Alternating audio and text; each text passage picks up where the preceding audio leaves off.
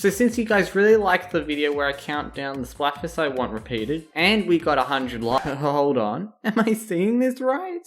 As promised, I present to you the top 5 Europe and Japan Splatfests that should have been repeated for us because that would be cool.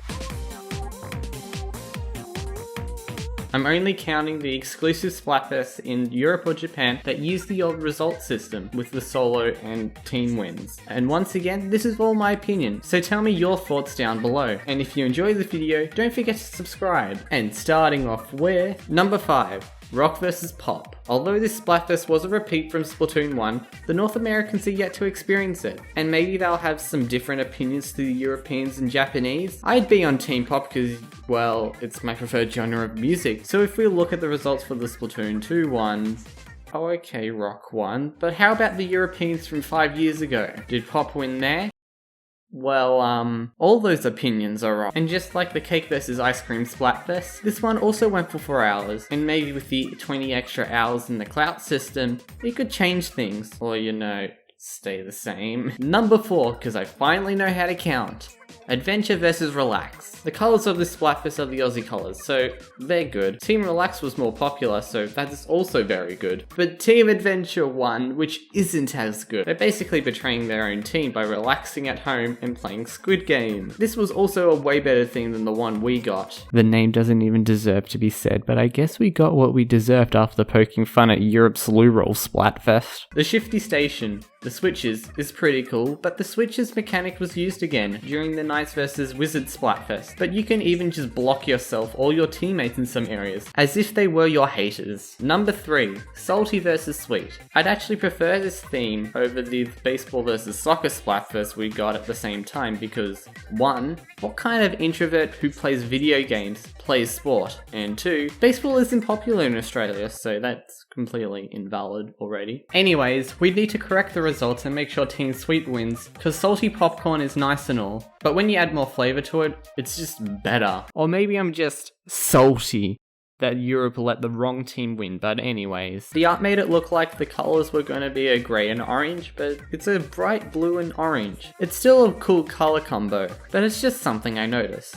The Shifty Station, Grappling Girl, can be a very interesting map if you play your escape artist cards well, or your flanking game. Like, have you seen those stingrays that just zip you 500 meters across the map? Or even those bombs that you throw and unexpectedly get pulled like an elastic band towards them. It happens more than you'd like to admit.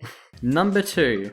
Newest versus most popular. So this was another Splatfest that was held at the same time as the Popcorn and Sports Splatfest. Wait, this one was held at the end of March in 2018, and they had another one at the start of March? Talking about Japan getting special treatment and exclusive content, where's the Australian exclusive content Nintendo getting our hopes up aside? This really is a Splatfest that translates to our current world. We all prefer the newest thing, like a phone or a YouTuber, but there are also those who prefer something more popular. Not to mention that this Splatfest came with Nike shoes in the game. Well, kinda.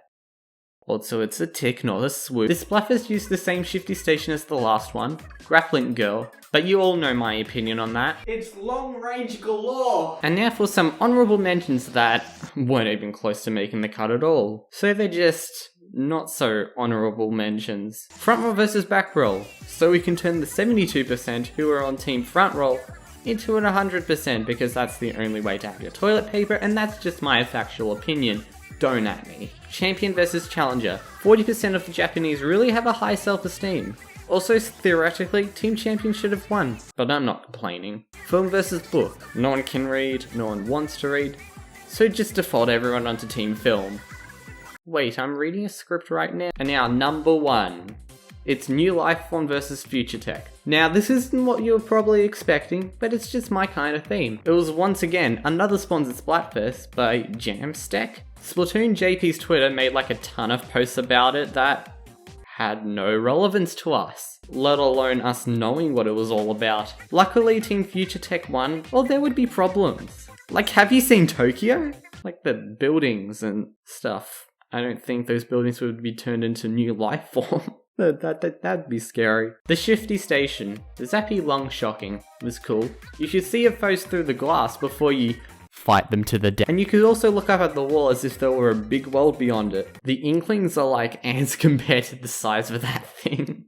What's that? You want more Splatfest? Well, head on over to the Game Splatfest channel, where myself and Amy from Swords and Tea host custom Splatfests. We have something really cool planned for July, so I hope you'll consider joining us. And of course, subscribe here if you liked what you saw. Be sure to leave a like as well, and leave a comment saying what your top 5 Splatfests from other regions are. Thanks for watching, and may the best team, Ketchup, win!